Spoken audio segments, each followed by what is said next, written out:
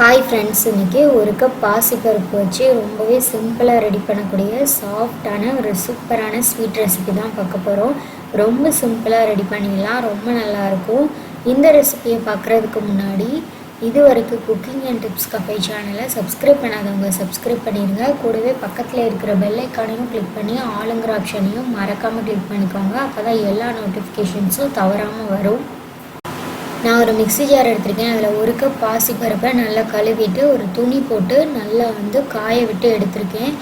நல்லா துணியில் விரித்து நல்லா ஈரம் இல்லாமல் எடுத்து இந்த மிக்ஸி ஜாரில் சேர்க்கணும். ஈரப்பதம் கொஞ்சம் கூட இருக்கக்கூடாது. இப்போ மிக்ஸி ஜாரில் சேர்த்துட்டு இதில் வாசனைக்காக நான் ஒரு 2 ஏலக்காய் எடுத்திருக்கேன், அதை சேர்த்துடலாம். இதில் ஒரு பிஞ்ச் அளவுக்கு உப்பு சேர்த்துடலாம். சேர்த்துட்டு இதில் 1 டேபிள் ஸ்பூன் அளவுக்கு அரிசி மாவு எடுத்திருக்கேன். அரிசி மாவு சேர்க்குறதுனால ஒட்டாமல் நமக்கு அழகாக வரும். 1 டேபிள் ஸ்பூன் மட்டும் சேர்த்தா போதும், ரொம்ப சேர்க்கக்கூடாது. இப்போ இதை நல்லா ஃபைனாக பவுட்ரு பண்ணணும். உங்களுக்கு இந்த மாதிரி பாசிப்பருப்பு தெரிகிற மாதிரி இருந்ததுன்னா நல்லா அலசிட்டு எடுத்துக்கோங்க. இப்போ இந்த பாசிப்பருப்பு பவுடரை ஒரு கடாயில் சேர்த்துட்டு நல்லா ட்ரை ரோஸ்ட் பண்ணணும். ஒரு 2லேருந்து 3 நிமிஷமாவது நல்லா ட்ரை ரோஸ்ட் பண்ணால் தான் இந்த பாசிப்பருப்போட பச்சை வாசனை இல்லாமல் சாப்பிட்றதுக்கு ரொம்ப நல்லாயிருக்கும். இப்போது லோ ஃப்ளேமில் வச்சு தான் இதை ஒரு 2லேருந்து 3 நிமிஷம் போல் நல்லா ட்ரை ரோஸ்ட் பண்ணணும். இந்த மாவு நல்லா ட்ரை ஆனதும் இதில் 1/4 கப் நெய் சேர்த்துருக்கேன். நெய் 1/4 கப் எடுத்தால் போதும், கரெக்டாக இருக்கும். இப்போ நெய் சேர்த்துட்டு நல்லா இந்த நெய்லேயே ஒரு 2லேருந்து 3 நிமிஷம் போல் நல்லா ரோஸ்ட் பண்ணணும். இந்த மாவு நெய்லேயே நல்லா ரோஸ்ட் ஆனால் தான் நல்ல டேஸ்ட்டாக இருக்கும் ஸ்வீட்டு. இப்போ இந்தளவுக்கு நெய்லேயே நல்லா வாசனை வந்தது. இதில் 1 கப் காய்ச்சி ஆற வச்ச பால் எடுத்திருக்கேன், அதை சேர்த்துடலாம். காய்ச்சி ஆற வச்ச பால் தான் நான் 1 கப் எடுத்திருக்கேன். இந்த பால்லையே நல்லா இந்த பாசிப்பருப்பு வெந்து வரணும்.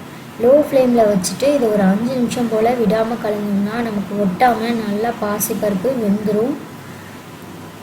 பாசிப்பருப்பை பால்லையே குக் பண்ணும்போது நல்ல டேஸ்ட்டாக இருக்கும். இப்போ இந்த மாதிரி ஒட்டாமல் நல்லா திரண்டு வந்திருக்கு. இந்த ஸ்டேஜில் கரெக்டாக 1 கப் அளவுக்கு சர்க்கரை எடுத்திருக்கேன், அதை சேர்த்துடலாம். நீங்கள் டம்ளரில் கூட அளவு எடுக்கலாம். எந்த டம்ளரில் எடுக்கிறீங்களோ அதே டம்ளரில் எல்லா பொருளும் கரெக்டாக அளந்துக்கோங்க. அப்போ தான் ஸ்வீட்டு பர்ஃபெக்டாக வரும். இப்போ சர்க்கரையை எந்த பாகுபதமும் பார்க்க தேவையில்லை. நம்ம சர்க்கரையை டைரெக்டாக அதில் சேர்த்துட்டு விடாமல் கலந்தோம்னா சர்க்கரை நல்லா மெல்ட் ஆயிரும். இதை ஒரு 5 நிமிஷம் நல்லா கலந்தோம்னா நமக்கு இந்த மாதிரி கையில் உருட்டுற பதத்துக்கு வரணும்.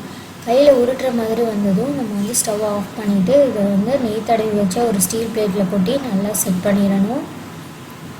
நமக்கு இந்த மாதிரி நல்லா பாசிப்பருப்பு குக்கானதோ ஒரு ஸ்டீல் பிளேட்டில் நல்லா நெய் தடவிட்டு இந்த ஸ்வீட்டை கொட்டி நல்லா சமப்படுத்தி கொடுக்கணும். இதை ஒரு 1/2 மணி நேரம் ஃபேனுக்கு கீழே வச்சா போதும், நல்லா செட் ஆயிரும். இப்போ இது நல்லா செட் ஆனால் போதும், நம்ம ஒரு 1/2 மணி நேரத்துலேயே கட் பண்ணிவிட்டு சர்வ் பண்ணலாம். நல்லா சாஃப்டாக சூப்பராக வந்திருக்கு. சாப்பிட்றதுக்கும் ரொம்ப சூப்பராக இருக்கும். கண்டிப்பாக இந்த ரெசிபியை வீட்டில் எல்லாருமே ட்ரை பண்ணி பாருங்கள். வீட்டில் இருக்கிற பாசிப்பருப்பும் சர்க்கரையும் வச்சு ரொம்ப சிம்பிளாக ரெடி பண்ணி கொடுக்கலாம். ரொம்பவே சூப்பரான டேஸ்ட்டில் இருந்தது. கண்டிப்பாக இந்த ரெசிபி எல்லாருமே செஞ்சு பாருங்கள். செஞ்சு பார்த்துட்டு உங்களுக்கு எப்படி வந்ததுன்னு கமெண்ட் பாக்ஸில் கண்டிப்பாக சொல்லுங்கள். இந்த ஸ்வீட் ரெசிபி உங்களுக்கு பிடிச்சிருந்ததுன்னா இந்த வீடியோவை மறக்காமல் உங்கள் ஃப்ரெண்ட்ஸ் அண்ட் ஃபேமிலியோட ஷேர் பண்ணிக்கோங்க. நான் எந்த அளவுக்கு சாஃப்டாக வந்திருக்குன்னு காட்டியிருக்கேன். நமக்கு அல்வா சாப்பிட்ற டேஸ்ட்டில் ரொம்ப நல்லாயிருக்கும். நீங்கள் சர்க்கரைக்கு பதிலாக வெல்லம் சேர்த்து ஹெல்த்தியாக கூட செய்யலாம், அதுவும் ரொம்ப நல்லாயிருக்கும். நான் எந்த அளவுக்கு சாஃப்டாக வந்திருக்குன்னு நான் காட்டியிருக்கேன். நல்லா சாஃப்டாக இருக்கும், கொஞ்சம் கூட ஒட்டாமல் பர்ஃபெக்டாக வந்திருக்கு.